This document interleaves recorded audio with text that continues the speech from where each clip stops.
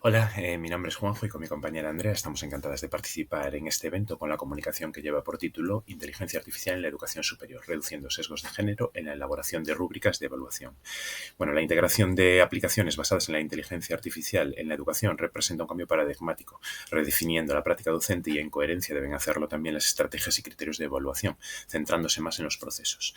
Al tiempo debemos atender a los desafíos y sesgos variados que implica manejo y gestión de la información que introducimos, conocimiento de las limitaciones de la herramienta de inteligencia artificial empleadas o particularmente los asociados al género que trabajamos en esta propuesta. Este estudio se enmarca en las actividades evaluables desarrolladas por el alumnado de la asignatura Diseño, Desarrollo y Evaluación del Currículum del primer curso del grado en Educación Primaria de la Facultad de Ciencias de la Educación de la Universidad de La Coruña. Fueron realizadas en este curso en abril, hace escasamente 3 meses. La base metodológica de esta investigación se alinea con los principios de la investigación-acción, un enfoque participativo que promueve la reflexión y mejora continua sobre las prácticas educativas, centrada en el proceso de enseñanza-aprendizaje y orientada a ofrecer información valiosa tanto al alumnado como al profesorado. El objetivo principal, por tanto, de esta investigación es evaluar la eficacia de la inteligencia artificial en el desarrollo de rúbricas que se alineen con un currículum integrado, atendiendo a los sesgos de género que se derivan del uso de la inteligencia artificial.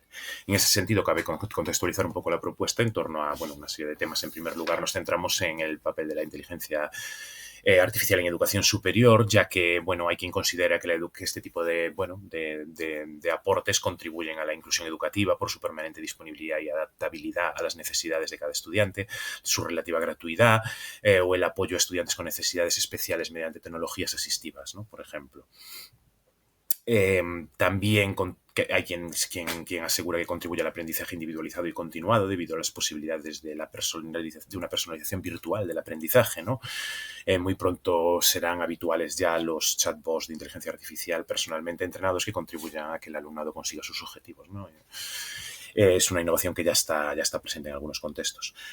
También hay quien piensa que contribuye al incremento de la motivación y el compromiso, que incrementa el potencial comunicativo, por ejemplo, para la programación o la organización de los propios estudiantes, ¿no? Por ejemplo, con la programación del curso o el seguimiento de tareas con recordatorios de entregas, como existe ya el caso del chatbot creado por AdmitCube para este tipo de ayudas en los estudiantes de la Universidad Estatal de Georgia.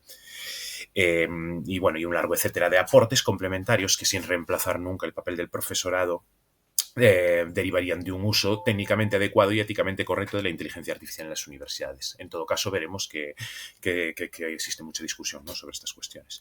Si bien la inteligencia artificial no va a reemplazar ciertos aspectos que podríamos considerar tradicionales en el sistema educativo, dado que los entornos de aprendizaje se asemejan bastante al panorama anterior, su incidencia sí está suponiendo un impacto significativo en la educación y cabe anticipar una relación aún más estrecha en el futuro próximo entre educación e inteligencia artificial, que acarrea la necesidad de profundizar en la reflexión crítica que conlleva su aplicación en contextos educativos, siendo un ejemplo claro las desigualdades de género. Como veremos en esta segunda cuestión a la que le concedemos relevancia en esta propuesta, pues que consideramos que la inteligencia artificial contribuye a los sesgos de género y en dos dimensiones, ¿no? De una parte, reforzando los sesgos algorítmicos y introduciendo nuevos sesgos de tipo algorítmico y de otra parte reforzando sesgos ya existentes a través también de la inteligencia artificial, ¿no? Existe un informe interesante que se denomina Informe Preliminar con Perspectiva Interseccional sobre Sesgos de Género en la Inteligencia Artificial, desarrollado por el Instituto de las Mujeres, que nos ofrece diversas perspectivas sobre esta cuestión, ¿no? Por ejemplo, en cuanto a los nuevos sesgos de tipo algorítmico, podemos hablar del banco de datos de origen y el uso de datos históricos basados en contextos patriarcales que difuminan la toma de decisiones actual. También las asimetrías de datificación. Sobre un caso muy habitual que ejemplifica muy bien esta cuestión es la sobrerepresentación de mujeres romaníes en cuestiones de criminalidad y delincuencia y su infrarrepresentación en cuestiones de salud, ¿no? Algo que no se corresponde con la realidad. Después también la discriminación interseccional de género asociada a muchas otras, los ismos, ¿no? Racismos, capitalismos, etcétera, que siempre inciden también más en esta cuestión de género y la inteligencia artificial, pues eso, que cuestiona todas esas cuestiones, que correlaciona, ¿no?, esas cuestiones lo vemos ahora con una cita a continuación. Porque también esto está muy relacionado con el debate sobre la personalización, ¿no?, ya que la inteligencia artificial parte de un individuo genérico despojado de sus particularidades. Por lo tanto, y como el citado informe del Instituto, elaborado por el Instituto de las Mujeres, señala en su página 20, en sistemas de automatización esencialistas que intentan optimizar, identificar o evaluar al individuo mediante la creación de una tipología que capte la esencia del ser humano, estas tipologías postulan encasillar objetivamente al ser humano, centrando como estándar al cuerpo capacitado, blanco y masculino. El resto se convierte en desviación estadística dentro del sistema. Esas desviaciones producen un impacto discriminatorio de género, especialmente en intersección con categorizaciones raciales de edad, capacitistas, etc. ¿no? Lo que, bueno, aúna un poco esta cita varias de las cuestiones que citábamos anteriormente, ¿no? De esos nuevos sesgos algorítmicos que introduce la inteligencia artificial. También en esa línea va el uso de hardware diseñado para personas blancas y capacitadas, ¿no? Que es lo habitual. En cuanto a los sesgos que se ven reforzados, cabe señalar en primer lugar que la propia interacción con la inteligencia artificial, si parte de estereotipos o expresiones sexistas, se ve muy reforzada, ¿no? Por el uso de la inteligencia artificial.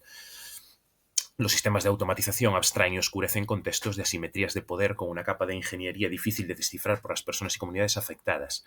Se convierten en tecnologías de encubrimiento usadas con la arbitrariedad del prejuicio con el que los operadores del sistema interpretan e integran los resultados, ¿no? Se citaba también en la página 21 de ese citado informe de la mujer.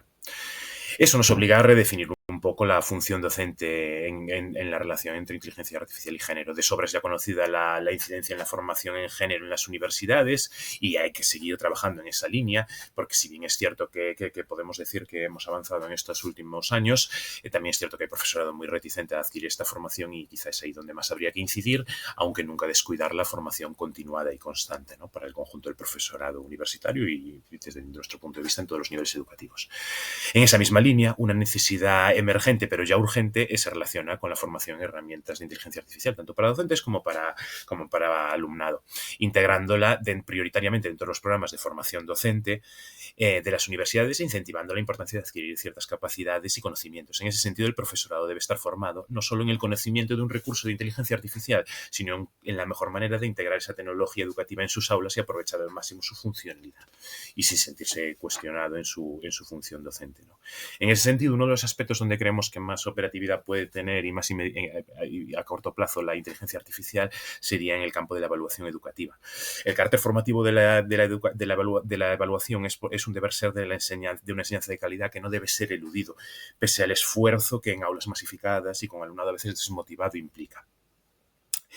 Es uno de los aspectos en los que mayor fortaleza creemos que podía atesorar la inteligencia artificial como soporte para la creación de instrumentos y la mejora del seguimiento de la evaluación a lo largo del proceso de enseñanza-aprendizaje, mejorando el rendimiento tanto del profesorado como del alumnado. Bueno, en cuanto a la metodología, pues bueno, con base en una metodología de investigación-acción, de acompañamiento del profesorado constante al alumnado en prácticas de aula durante 3 sesiones de hora y media con cada grupo para corregir estas cuestiones, para ir elaborando las rúbricas de evaluación. Cabe señalar que participaron 120 alumnos y alumnas, trabajando grupalmente, grupos de 4 o 6 personas, que elaboraron 27 rúbricas de evaluación, ¿no? Estudiantes muy jóvenes aún, de primer curso, mayoritariamente de 18 y 19 años, y se ha atendido a la composición del grupo por sexo para analizar los resultados, ¿no? El trabajo se ha presentado en 5 fases, una primera de reflexión más puramente teórica, ofreciendo al alumnado una serie de teorías como la teoría de la disociación de Arthur Koestler o la teoría de la creatividad primordial de Carl Rogers, a partir de las cuales reflexionar en un plano más teórico, ¿no? Sobre el papel de la inteligencia artificial en el contexto educativo. Posteriormente también se ha ahondado en esa reflexión ya con una mayor aplicabilidad al contexto educativo, ¿no? Y reflexionando sobre cómo la podrían utilizar como profesores, fomentando a través de debates y discusiones profundizar en las capacidades y limitaciones de la inteligencia artificial en el campo educativo. Posteriormente ya se han introducido en la tercera fase los criterios, el prompt, el concepto que se ha trabajado para entender un poco cómo tenemos que introducir la información, y a través de introducir un contexto, objetivos y estructuras, pues el alumnado empezaba a introducir la información inicial, ¿no? Posteriormente, a través de estos círculos de mejora se va validando y ajustando las rúbricas constantemente a través de la interacción y el diálogo con la inteligencia artificial, y posteriormente se evalúan los resultados, ¿no? en la última fase. Bueno, resultados que nos hablan de que, bueno, de que la inteligencia artificial puede ser muy útil específicamente para la creación de rúbricas de evaluación, pero también su integración en el conjunto del sistema educativo, ¿no?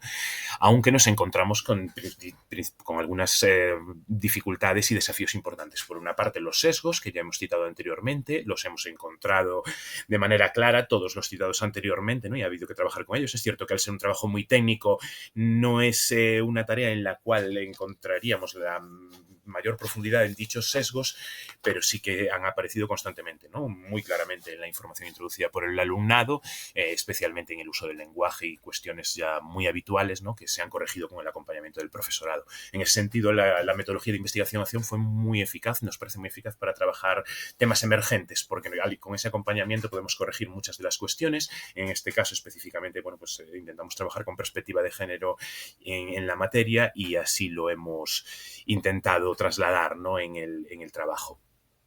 Eh, y se ha conseguido un poco a través de esta metodología, creemos, ¿no?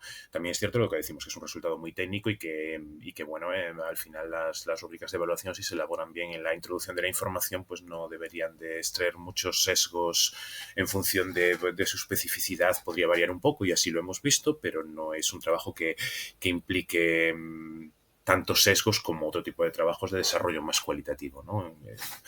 Bueno, igualmente hemos detectado la necesidad de formación del profesorado universitario, tanto en igualdad de género como en el conocimiento profundo del tema, en este caso evaluación, rúbricas de evaluación, así como en el manejo de herramientas de inteligencia artificial. En la elaboración de las rúbricas, cabe señalar que no existieron diferencias en la calidad de las rúbricas elaboradas en los resultados en función de la composición de los grupos, posiblemente por la metodología propuesta, ¿no? de investigación que ya fue corrigiendo esas desviaciones. Sí que es cierto que en la observación de ese proceso hemos detectado que los grupos mayoritariamente conformados por chicos pues tenían un mayor sesgo, ¿no? Se mantienen sesgos de origen y en la interacción que la inteligencia artificial mantiene o amplifica, con lo cual deben ser corregidos, ¿no? De nuevo lo solucionamos con ese mismo acompañamiento en base a esa investigación-acción con la que trabajó el profesorado, así como una necesidad de acompañamiento del profesorado, pero con conocimientos en el tema. ¿Vale? Específicamente clave conocer los sesgos que genera la inteligencia artificial para poder reducirlos, ¿no? Igualmente cabe señalar también las dificultades para la formación del profesorado muchas veces en esta cuestión, ¿no? Porque existen muchas veces reticencias a la inteligencia artificial, dificultades asociadas a la competencia, a los usos, ausencia de programas formativos, etcétera, pero vemos que es fundamental porque nos puede ofrecer muchas mejoras de las ya descritas, podremos observar todos los resultados mucho más detallados y con tablas y comparativas en los resultados completos. Pero bueno, es una cuestión que vemos, ¿no? Por propia experiencia personal, que a veces existe dificultades para acceder al nivel de formación que nos gustaría en este campo.